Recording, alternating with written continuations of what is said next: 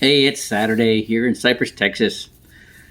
So this morning I was on the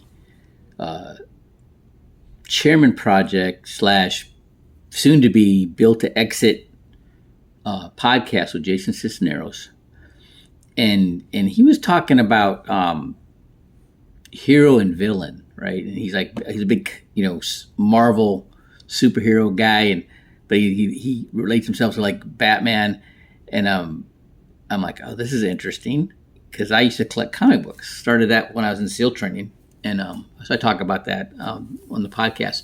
But I'm thinking about, he says, it's like all entrepreneurs like get started because there's a crisis, right, in their life, and man, I'm like, all right, I'm done with the crisis. Like, stop, right?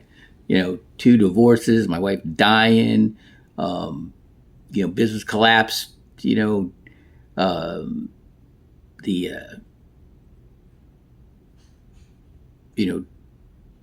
all kinds of trauma, the bishop, of my church dying.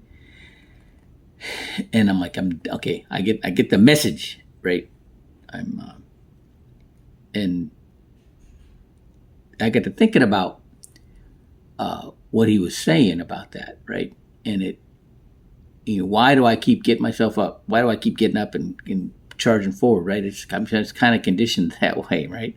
I had like 70 amateur fights. I got knocked down, 7 times. 3 of the 7 times I got up and won, right? I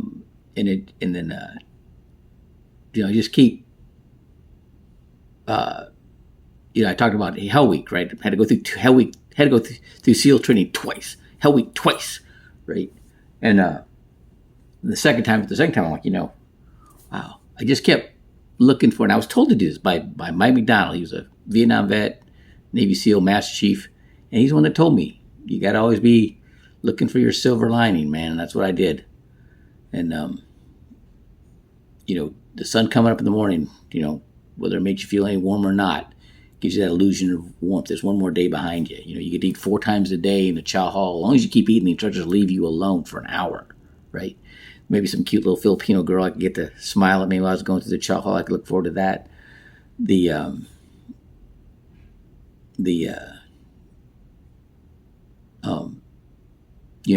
It's more time behind every meal is more time behind you.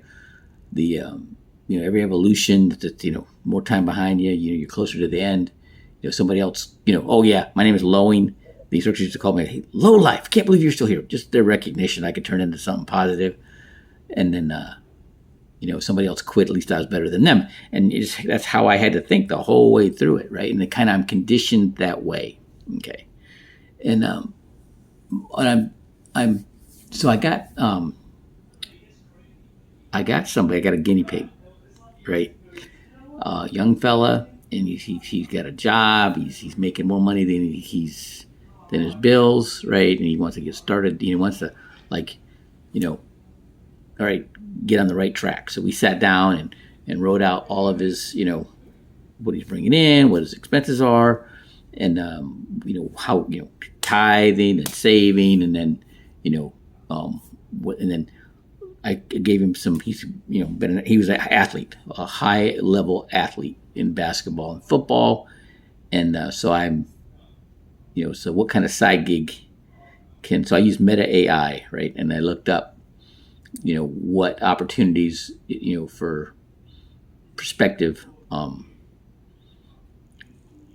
part-time opportunities for his background. So I sent him that, right?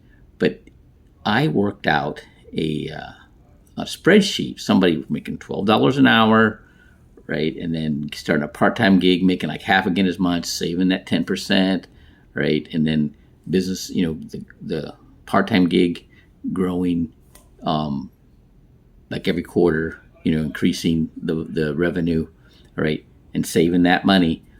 After a year, would have enough money to start a business, okay? And then what that would do. So I got, and somebody at that level, I've never had anybody at that level to coach and mentor.